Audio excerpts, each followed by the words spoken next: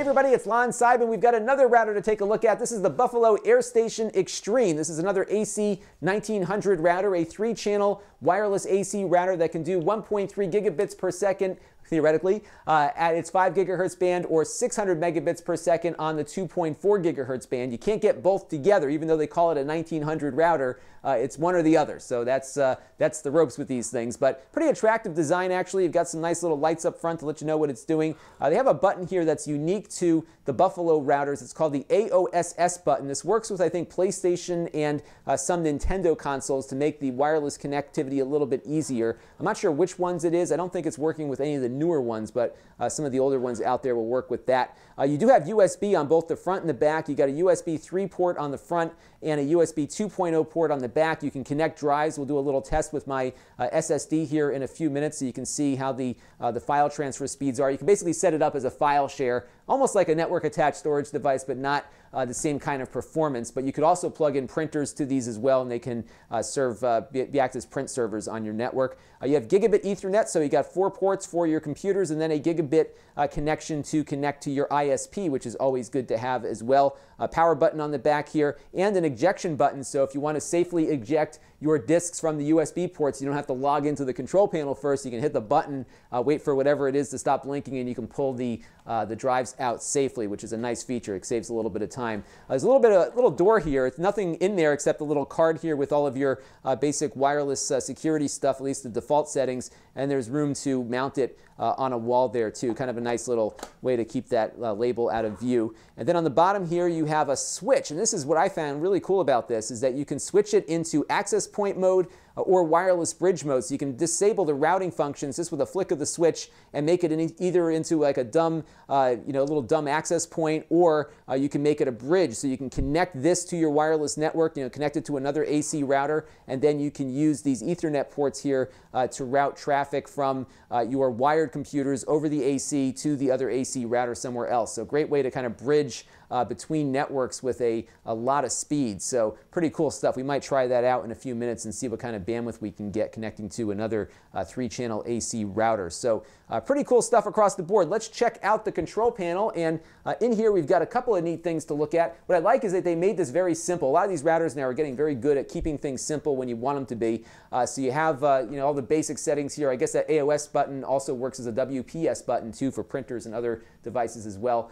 So you can quickly get at all the stuff that you may want to configure. I like the fact that they've made the quality of service very simple. So quality of service, in case you're not familiar, is a way to prioritize certain types of content over other types of content. So if you want your video files on the network, your Netflix and your YouTubes to play better than maybe the gaming activity on your network, you can set a priority to video or to voice or to gaming, and it'll basically prioritize the packets that way. You can also dig deeper on the router and go into its advanced settings, where you can configure things in a much more granular fashion. So you can set up manual entries for the types of quality of service you want to do, down to like the port numbers and the applications. You can really get pretty into the nitty-gritty there with a lot of stuff. It also has a VPN server, although it doesn't support OpenVPN, which is my pick. It does do L2TP and IPsec and PPTP, although I think OpenVPN is a better choice for these, and there are some routers out in the market that do have that function on there. And they do give you the ability to lock out the plugged-in drives by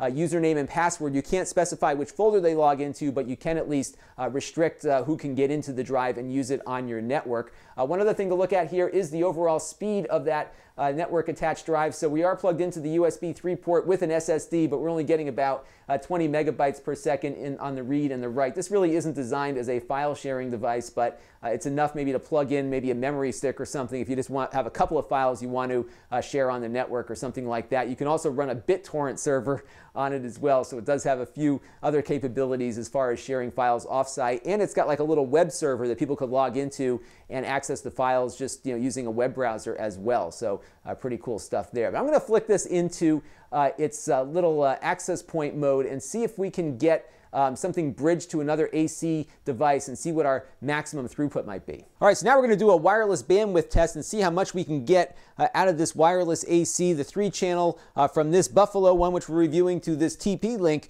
one that we just reviewed. And what's going to happen here is this little Mac here is connected to the Buffalo via Ethernet. The big Mac here is connected to the TP-Link via Ethernet. And what's going to happen is this Mac is going to send a file through there to there and back to here. And we're going to see what the speed is looking like. So let's go initiate that now on the big Mac, and now we'll switch over to the little Mac here as those files are being transferred, and we'll see what kind of bandwidth we get.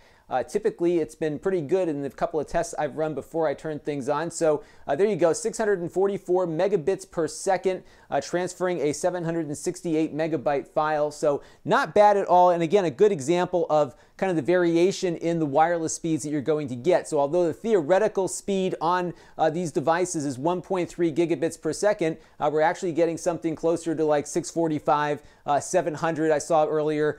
So that's typically where you're going to end up, because there's a lot of overhead with doing this kind of stuff. Wireless has a lot of overhead. There's interference. I've got another AC router running downstairs in the basement, so that might be interfering with it. My neighbors could have things on. Who knows? There's a whole bunch of things that can get in the way of wireless transfers. But the fact that we're getting, you know, well over 500 megabits per second over the air between these two devices is pretty good. And of course, the farther they get apart from each other, the more that range will decrease. And the reason why I'm doing this test this way is because there are few 3x3 devices out on the market at the moment. So this was probably the best way to be able to test the full bandwidth. So it was pretty cool that the Buffalo router here has that capability to work as a wireless bridge. So I thought that was pretty cool. So that is the Buffalo here. This is the what do they call this thing? The AirStation Extreme. I've looked at so many routers over the last couple of days, it's hard to keep them straight. The AirStation Extreme, pretty nice to configure, good performance, and I think it is a good router, just like many of the others we've looked at. This is Lon Seidman. Thanks for watching.